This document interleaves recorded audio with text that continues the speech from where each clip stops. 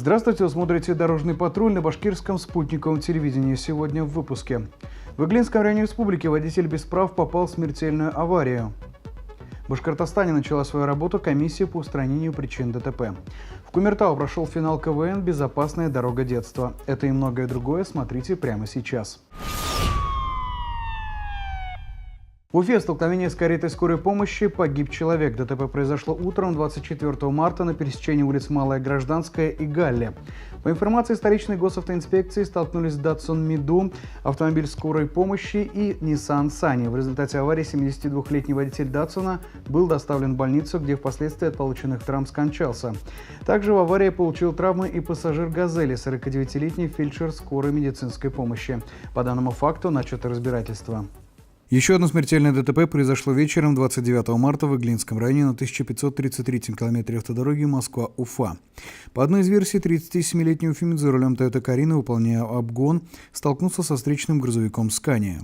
После этого машина отбросила на попутный грузовик МАН. В результате аварии водитель легкового автомобиля с травмами был госпитализирован. Его 26-летний пассажир из города Октябрьский скончался на месте происшествия. Известно, что водитель Toyota был лишен водительского удостоверения за управление транспортом в нетрезвом состоянии.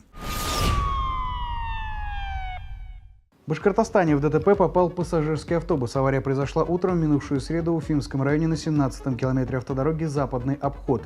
По информации республиканской госавтоинспекции, 42-летний местный житель за рулем автобуса «Газель», двигаясь со стороны деревни Ягодная Поляна в направлении Уфы, при выезде на главную дорогу не уступил КАМАЗу и совершил с ним столкновение. В результате аварии две пассажирки автобуса доставлены в больницу. Еще два пассажира после осмотра медиками отпущены домой. Известно, что автобус не был на маршруте. В салоне находились 4 человека, оба водителя не пострадали. Еще одно ДТП, в котором пострадали люди, имело место в столице республики. Авария произошла утром 29 марта на улице Сагита Агишева в Уфе. Автомобиль УАЗ перевернулся после столкновения с кроссовером Kia. Как сообщили в республиканской госавтоинспекции, пострадали 2 человека. Их с травмами доставили в больницу. Причины и обстоятельства аварии выясняются.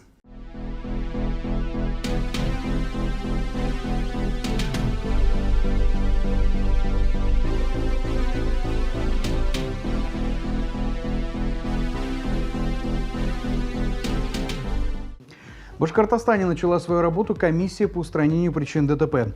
В ее состав входят представители Гостранса, Госавтоинспекции и балансодержателей дорог. В случае смертельного ДТП комиссия в течение 2 суток должна выехать на место и дать свое заключение по причинам аварии. В случае обнаружения недостатков транспортно-эксплуатационного состояния дороги в течение 10 суток проводится комплекс мероприятий, направленных на снижение аварийности на данном участке. Так, 26 февраля водитель автомобиля УАЗ 14 модели при движении в направлении города Туймазы в нарушении запрещающего сигнала светофора на регулируемом железнодорожном переезде решил проехать через пути. В результате произошло столкновение с пассажирским поездом, следующим по маршруту Москва-Уфа. Тяжелые травмы получил водитель и 2 пассажира легковушки. По итогу работы комиссии на данном участке дорог появились знаки «Обгон запрещен», «Опасные повороты» и установлены ограничения максимальной скорости в 50 км в час.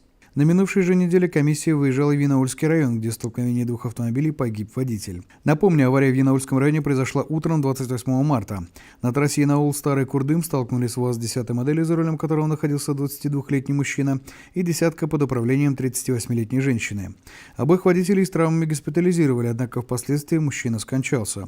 В настоящее время комиссией проводится работа по анализу этого ДТП и выработке решения, которое позволит снизить вероятность аварии на этом участке. Кроме этого, каждую неделю комиссия проводит заседания, в ходе которых анализируются наиболее распространенные причины ДТП.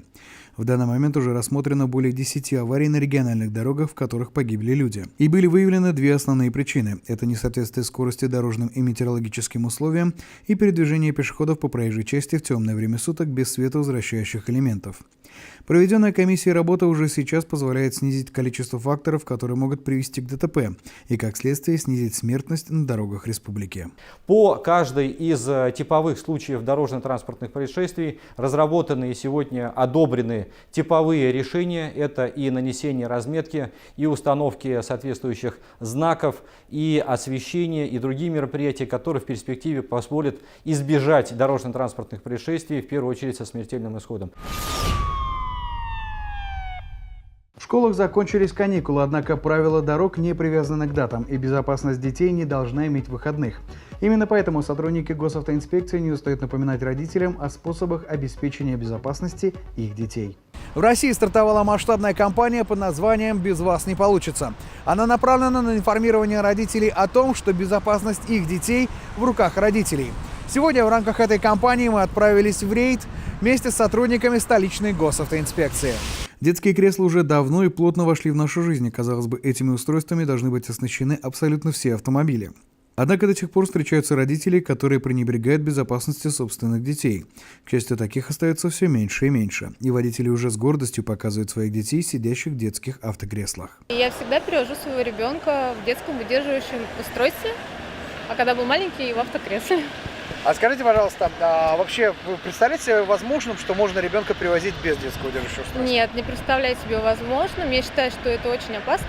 Однако уровень детского дорожно-транспортного травматизма остается стабильно высоким, и одной профилактикой проблемы не решить. В этом вопросе очень важна роль родителей, которые должны с молодых ногтей прививать малышам уважение к законам дорог. В рамках профилактической операции «Внимание, дети» сотрудники госавтоинспекции особое внимание уделяют перевозке несовершеннолетних.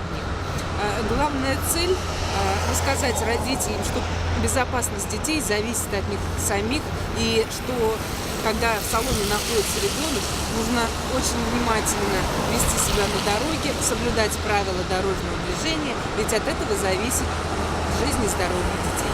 Уважаемые родители, если вы перевозите в своих транспортных средствах детей, обязательно используйте детские удерживающие устройства. Или если они стали чуть старше, то обязательно пристегивайте, вне зависимости от того, спереди они сидят или сзади.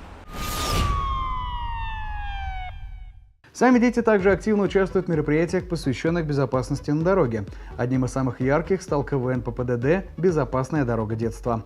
На протяжении многих лет именно КВН воспитал не одно поколение законопослушных участников дорожного движения. На днях в Кумертау прошел республиканский финал этого замечательного конкурса.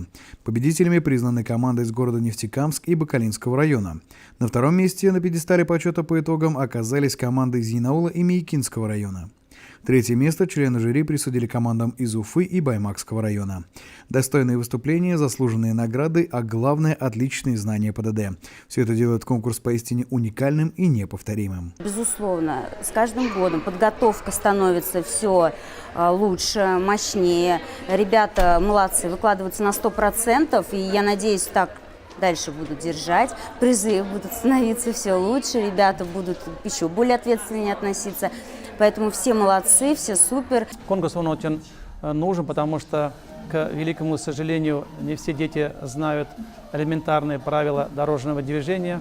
Родители их, не все родители их обучают, потому что иногда мы видим такой даже случай, когда вот утром ведут ребенка в школу либо детский сад, они переходят дорогу на красный свет или переходят дорогу в неположенном месте, тем самым подавая плохой пример ребенку. Ребенок все впитывает, и, соответственно, когда они идут сами без родителей, они тут также нарушают правила дорожного движения. Это приводит к трагедии.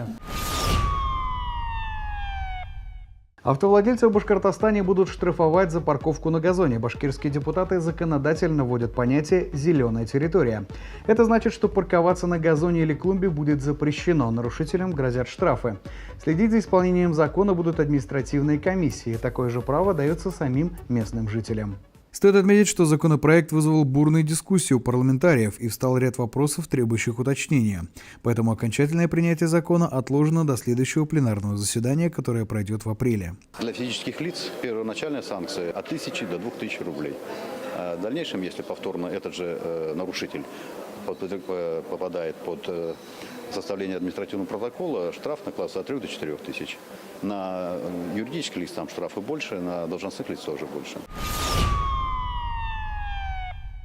В Уфе около монумента Дружбы начали строить подземный пешеходный переход. Еще один такой объект планируется реконструировать. В настоящее время, чтобы попасть на набережную, приходится ждать светофора через улицу Сочинскую. Пешеходный переход под проспектом Салавата Юлаева начали строить еще 30 лет назад, однако тогда он не смог пройти госэкспертизу, и объект закрыли.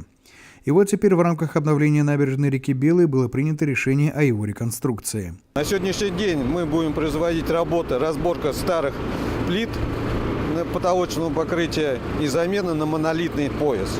Но будет все в граните сделано, будут современное освещение сделано, потолочное покрытие. Еще один переход планируется возвести в районе остановки общественного транспорта «Монумент Дружбы». В настоящее время ведутся подготовительные работы, демонтируются старые лестницы и выносят коммуникации. По проекту строительство перехода будет осуществляться открытым способом, то есть улицу Сочинскую будут перекрывать. Подобное мы уже видели во время возведения подземного перехода в районе остановки «Юношеская библиотека» на проспекте Октября. Строительство будет производиться в 2 этапа перекрытия автодороги Сочинской. Сначала половину дороги и потом уже перейдем на вторую половину дороги. Асфальт мы планируем положить уже и пропустить полностью пропуск автотранспорта к октябрю месяца. И до декабря месяца будем производить отделочные работы. Общая протяженность перехода 110 метров. После ввода объекта в эксплуатацию светофоры в районе Монумента Дружбы будут демонтированы. Ежедневно на дорогах происходит множество заслуживающих внимания событий, внушительная часть которых попадает в объектив видеорегистраторов. В нашей рубрике «Одним кадром» мы собрали для вас самые любопытные случаи. Как говорится, лучше один раз увидеть. Маневрирование во дворе лучше производить на пешеходных скоростях, потому что иногда лихачество может привести к неприятным последствиям. А вот это видео стало наглядным подтверждением непреложной истины. Не торопитесь менять зимние шины на летние. Иногда это чревато, знаете ли. А это видео пришло из Стерлитамака. Молодой человек исполняет танец на крыше двигающегося автомобиля. Очень зрелищно, но очень опасно. Редакция «Дорожного патруля» призывает не повторять этот трюк.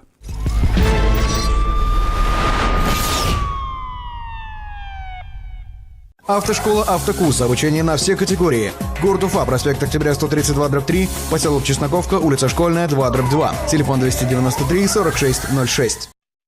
У вас проблема, у нас решение. И за это решение вы не заплатите лишнего. Квалифицированный персонал, запчасти в наличии, приятные цены и персональный подход. Сервисный центр «Лето». Мы делаем то, что хорошо знаем.